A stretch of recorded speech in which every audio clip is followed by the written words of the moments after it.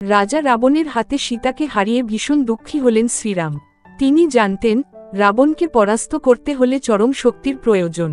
তখন ঋষিদের পরামর্শে তিনি দেবী দুর্গার পূজা করার সিদ্ধান্ত নিলেন।